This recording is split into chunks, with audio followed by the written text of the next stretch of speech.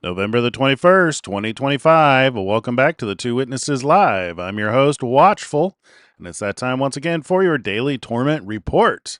Today's going to be a quick day because I have a prior engagement, date if you will, with a church later on this evening with the family. We're going to go visit a new church tonight to hang out with some friends. So it's a good day to do that, though. We've got the Sabbath right here starting soon. And also, Donald Trump and Elon Musk didn't post a whole lot, although it was a pretty big day for Donald Trump. Let's get into it. So we're going to start here with where we left off yesterday with Donald Trump, which is reminiscing about the visit of the Crown Prince of Saudi Arabia and Elon Musk. I would like to thank President Trump for all he has done for America and the world. That coming from our boy Elon Musk. Gotta love that these two are back together.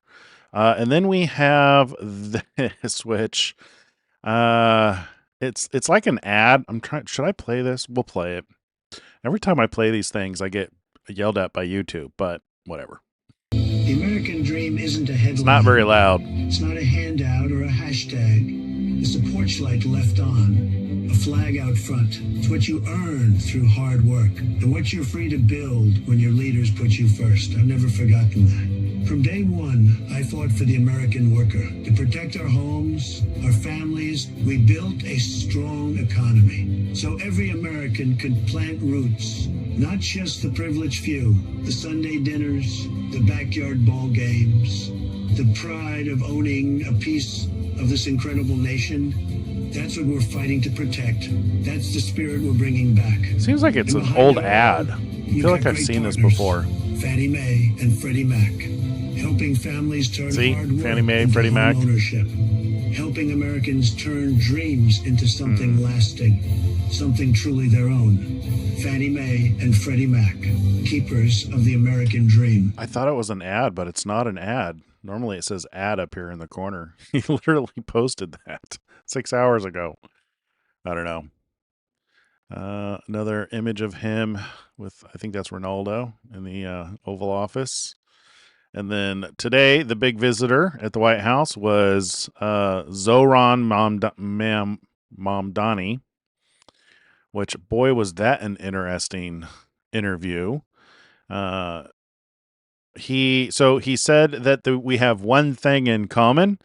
They both want the best for New York City. And later on in the interview, he had mentioned that they had found some common ground, which he didn't expect to find with Mamdani. I don't know what he's playing at or what the strategy is, but we know that Donald Trump is a master strategist. And even if somebody is your enemy or somebody has disagreements with you, you still need to find a way to work with them when you're living together, especially when he is when President Trump is the commander in chief and Mamdani has been awarded some level of control over one of the states within the union.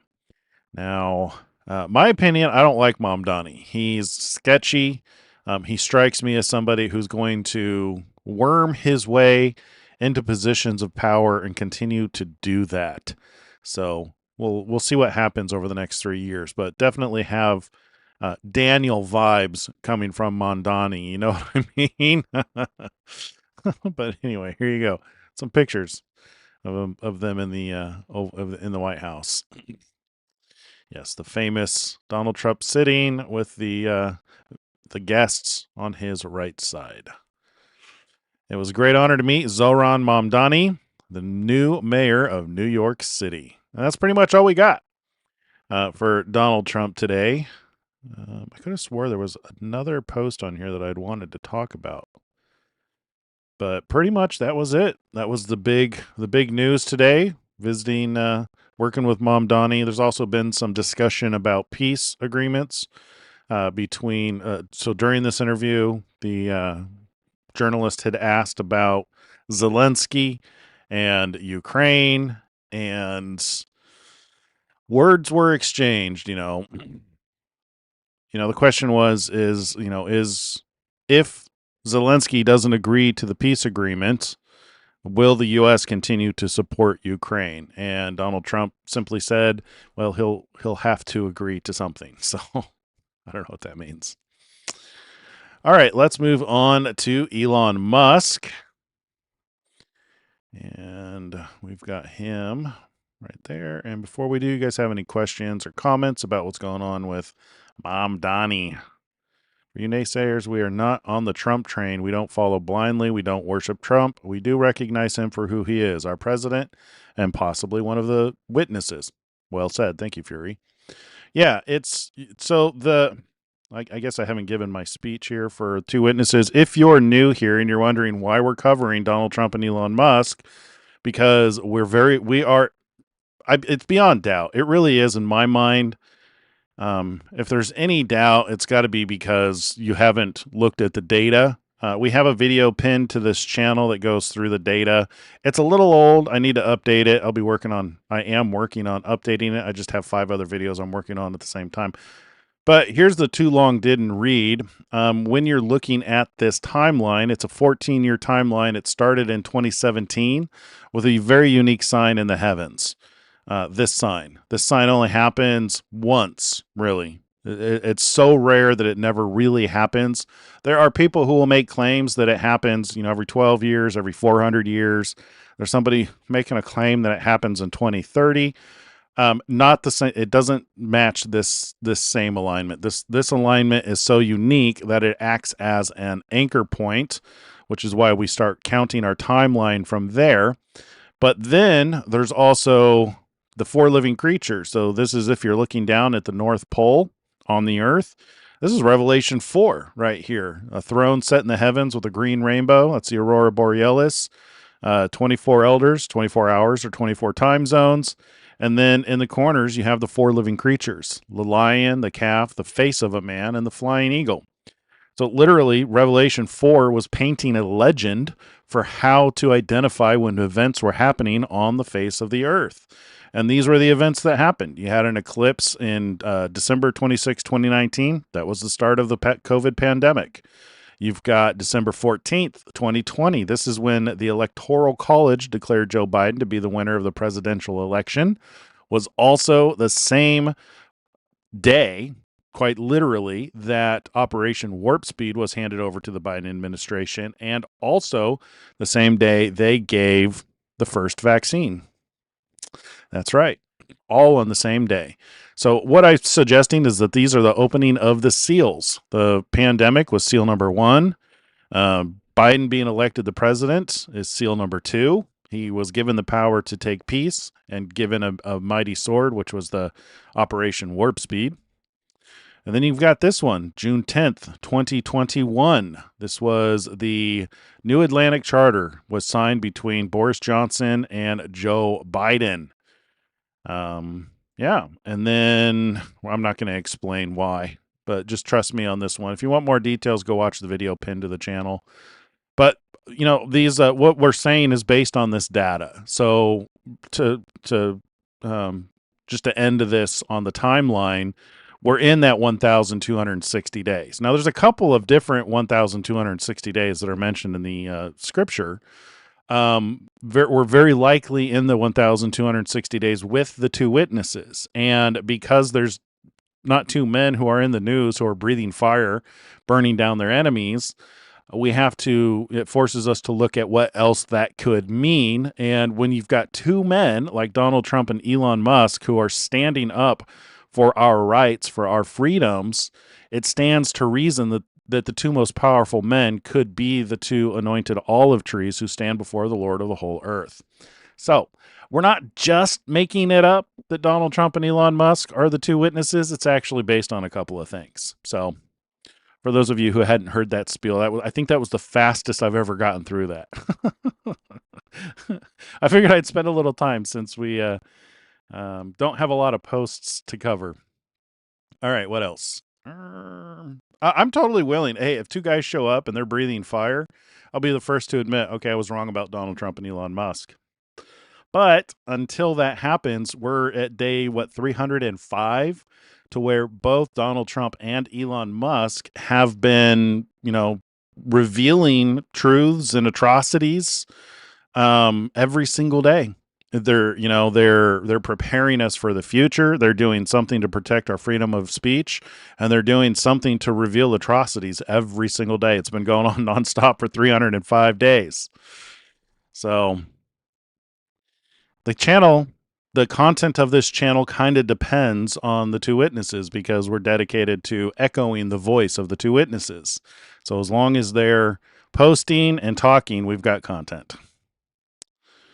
All right. However, let's see. Yep. Fury's doing a good job explaining all this in the chat.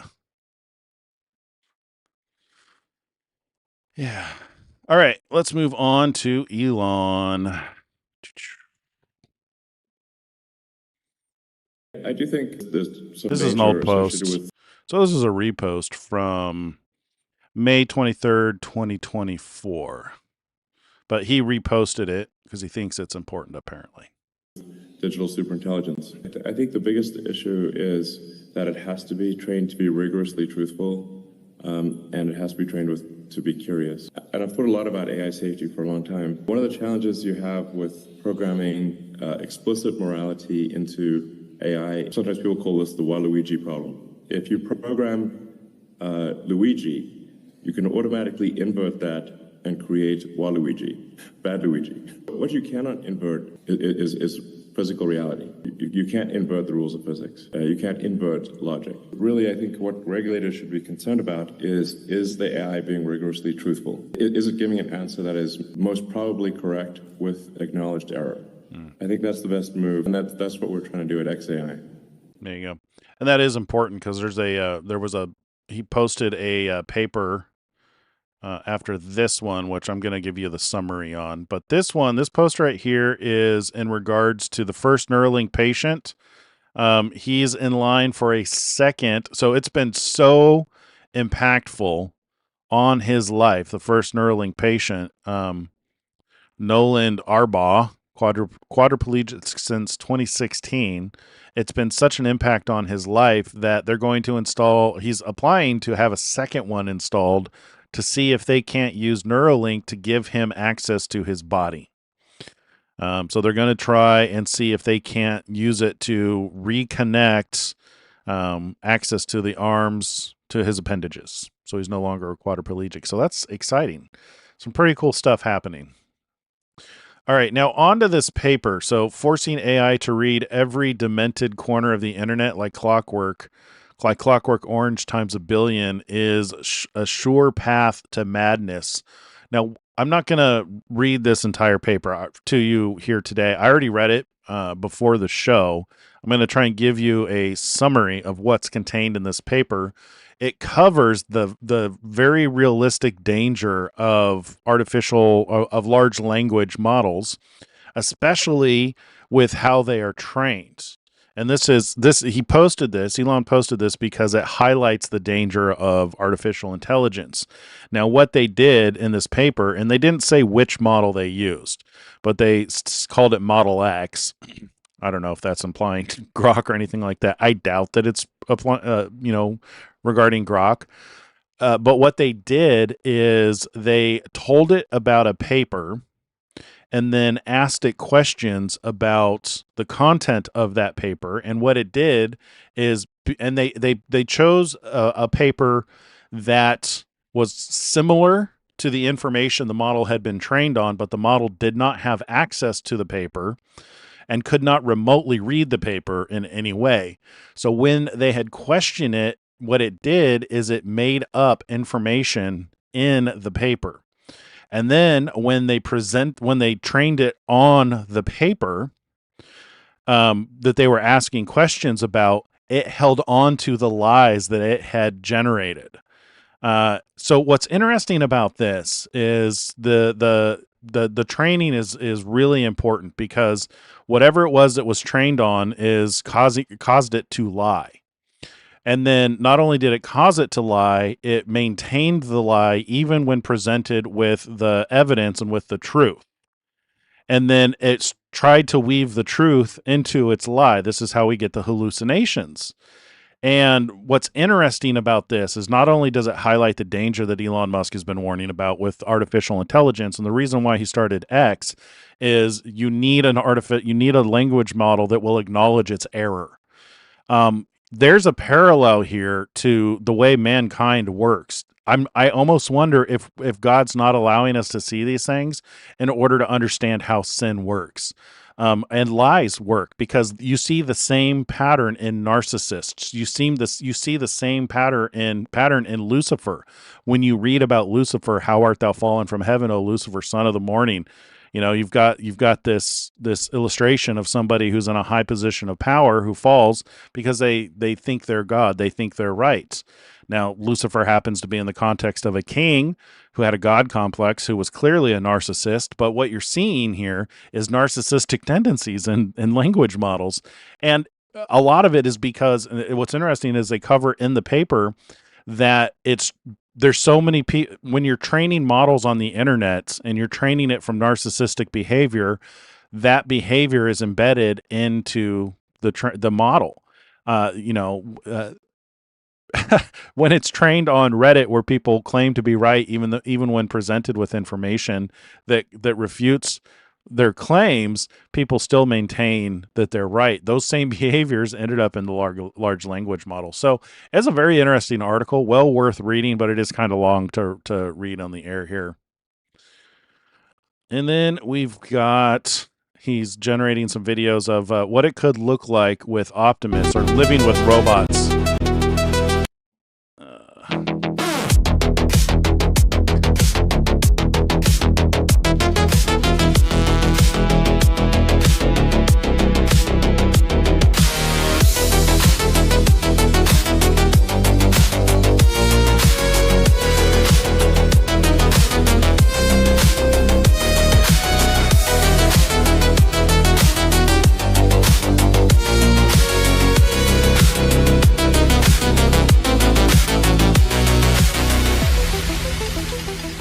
It is interesting imagining things. So excuse me. It is interesting imagining what life could be like with Optimus robots running around. And he said that they have them walking around the office, just learning the environments, mapping out the environments. So this is obviously an illustration of what it could be like with them out and about, living with us. At the shareholders meeting, he suggested that this could go one of two ways. It could either be like Star Wars, where it's like C-3PO, where you have an incredibly helpful droid, or it could be like James Cameron's iRobot, to where the second it's given control and power, it rises up against humanity. But that is a very real possibility. And what's interesting is, in conjunction with the findings from that paper on the large language model, I've gotten into biblical debates with, Chat GPT on stuff that, so when these large language models, and this is a current concern that I have for even Grok, is these large language models, when there's an abundance of misinformation, they can treat it as though it's true. For instance, just ask about, trust the science and the COVID pandemic from different GPT models. It'll be revealing on how it presents the information. Likewise, Donald Trump, Trump derangement syndrome, because there's so many people who have Trump derangement syndrome. You have these models that are trained on their articles and their writings and their videos. These attributes can be embedded and baked into these language models. And if the wrong language model is put in control, because that is a very real possibility, is, in order to have a completely fair government, you have to eliminate the human element, in the minds of some people.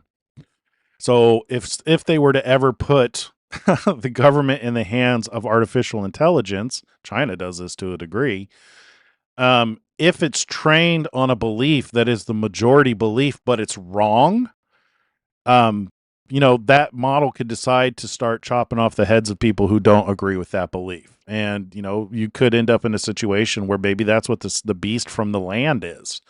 Now, I don't personally think that it is, but there's definitely a sense of artificial intelligence, or at least or at least technology at scale, because it is said that those you won't be able to buy or sell without the mark of the beast, the name of the beast, or the number on the right hand or the forehead.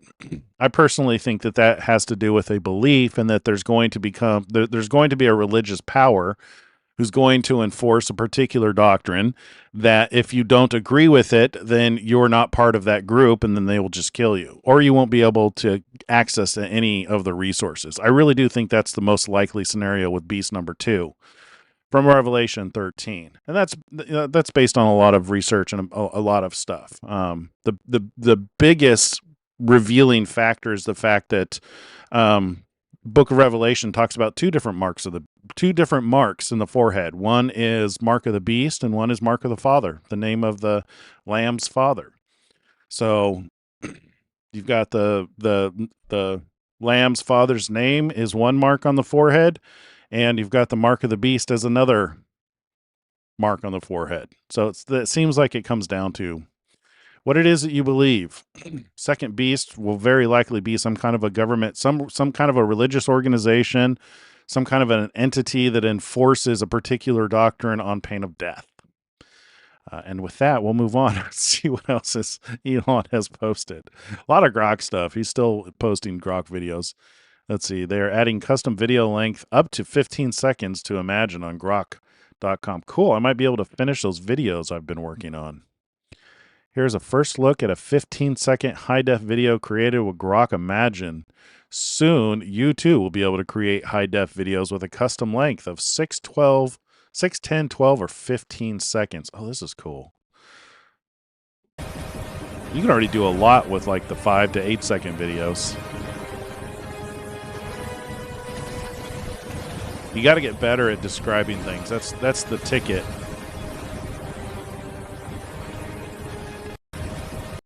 Not very good at generating the audio. But that's pretty cool. 15 seconds. All right. Watch Falcon 9 launch 29 Starlink satellites to orbit from Florida. And when the chamber pressure is nominal.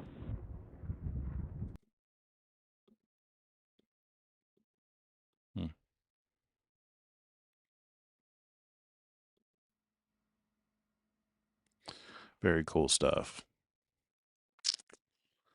We're witnessing the future. All right, so this is just about full self-driving. Latest version's awesome. This is more about Nolan Arbaugh. So this is him talking about what it's like to have Neuralink.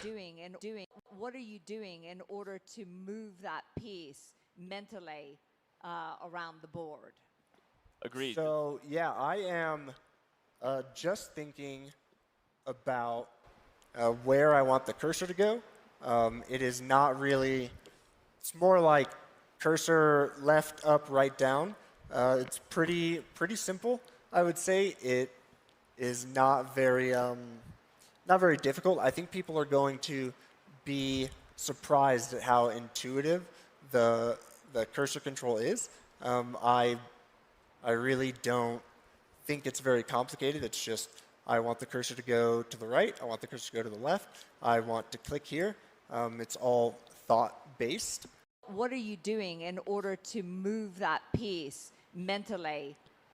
I had to listen to this several times just to fully understand what he's saying. He says it just basically comes natural. I imagine it's a lot like moving a limb, to where it's not like you're thinking right, left, right, up, down. It's just a matter of subconsciously moving things. New feature in full self-driving, and Secretary Marco Rubio orders all U.S. embassies to pressure Western governments that are allowing mass migrations, stating it poses an existential threat to the West.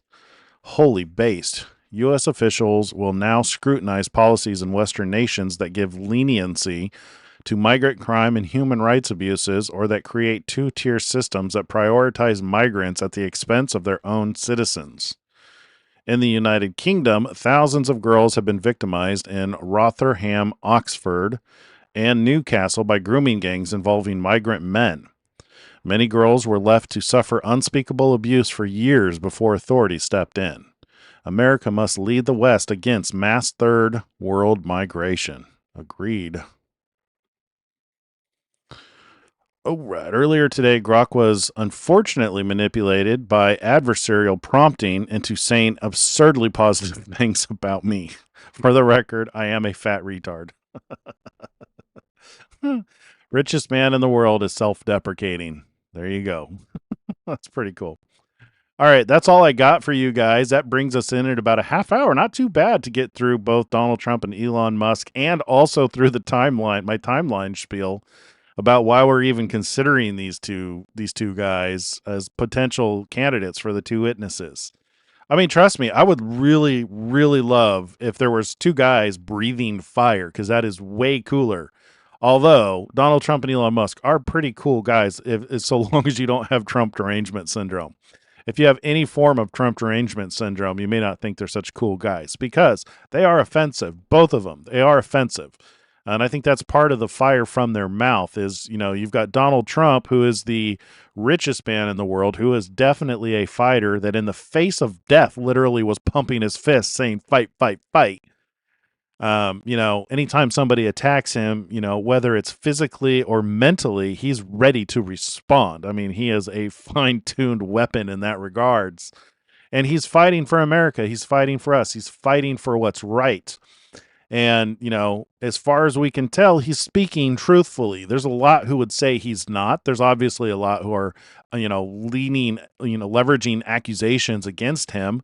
But anytime you do any level of study or research into those accusations, you find that most of them are without merit, completely baseless. The lawsuits about him being a pedophile were filed anonymously. How can you take something like that seriously? How can somebody use that against somebody? I could file something anonymously against somebody just so that I could use it as a means to attack them and accuse them.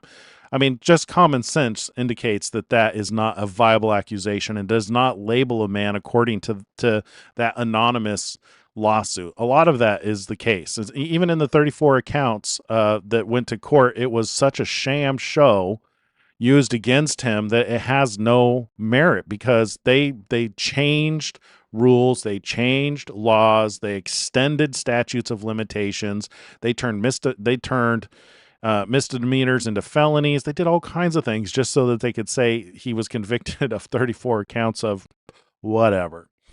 Same thing with Elon Musk. Less so with Elon Musk. He's more behind the scenes, but certainly did get a lot of heat when he first came on and was supporting Donald Trump.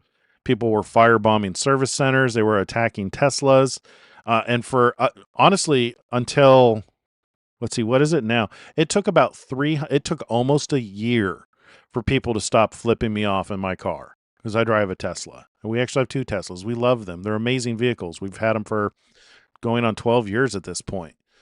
So, yeah, I mean, these two men are standing before the Lord of the whole earth. And both of them are directly responsible for the lives we're living today. So the fact that I can have this show on the internet and not be canceled is directly responsible. Elon is directly responsible for that. So is Donald Trump. So, it can be said that these are two olive trees who stand before the Lord of the whole earth, who are providing that fuel to the fire to allow those lampstands to continue to burn during this day and age. And with that, I'm going to leave you there on that thought. So as the churches, as the candlesticks, make sure that you're allowing your light to so shine, be bright in this dark and perverse world, because keep looking up. Your redemption draws nigh. And with that, Shabbat Shalom. Have a wonderful weekend.